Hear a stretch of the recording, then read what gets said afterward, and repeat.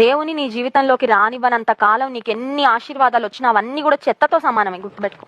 ఎందుకంటే ఈ లోక సంబంధమైన ఏ ఆశీర్వాదాలు కూడా శాశ్వతమైనవి కావు. కంటికి కనబడేవన్నీ ఒకరోజు నశించిపోతాయి. కంటికి కనబడే ఏ ఆశీర్వాదం కూడా శాశ్వతమైనది కానే కాదు. సో నీ జీవితంలో దేవుడు ఆయన సన్నిధి నీతో ఉండాలని, ఆయన నీ హృదయంలో నివసించాలని, నీ హృదయం అనే తలుపు నద్ద నిల్చుండి తడుతుంటే తెరుస్తావా తలుపు? ఆ రోజు రాహాబు తలుపు తెరిచింది కాబట్టే ప్రాణాలతో బయటపడింది. ఆశీర్వాదకరమైన స్థితికి ఆమె వచ్చింది. ఆమె జీవితాన్ని, ఆమె కుటుంబం అంతటిని ఆమె కాపాడుకోగలిగింది. ఈరోజు దేవుని కొరకు నీ హృదయాన్ని తెరుస్తావా? ఒకవేళ ఈ మీటింగ్లో పాల్పొందుతూ ఇంకా దేవునికి మన హృదయాన్ని తెరవకుండా, నీ హృదయాన్ని తెరవకుండా నీవు ఉన్నట్లయితే దేవుడు నీతో మాట్లాడుతున్నాడు. నీవు రక్షణ పొందాలి.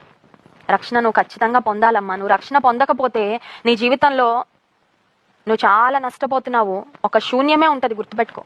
ఈ లోక సంబంధంగా దేవునితో కాకుండా నీ జీవితాన్ని దేంతో నింపుకున్నా నీకు సంతోషము, సమృద్ధి అనేది, ఖచ్చితంగా సంతృప్తి అనేది రాదు. You feel empty, you feel void.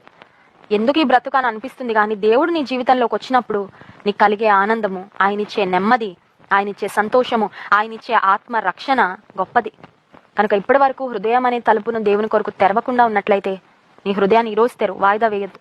వచ్చే వారం అండి, వచ్చే నెల అండి, వచ్చే సంవత్సరం అండి, అప్పుడు చూస్తానండి అని అనొద్దు. ఎందుకంటే నువ్వు ఎప్పటి వరకు బ్రతుకుంటావో నీ జీవితానికి ఒక గ్యారంటీ లేదు. ఈ భూమి మీద ఉన్న ఎవరి జీవితాలకు కూడా ఒక గ్యారంటీ అనేది లేదు. కనుక నీకు దేవుడు సమయం ఇచ్చినప్పుడే నీ హృదయాన్ని దేవుని కొరకు తెరవగలిగితే నీవు రక్షణ పొందుతావు.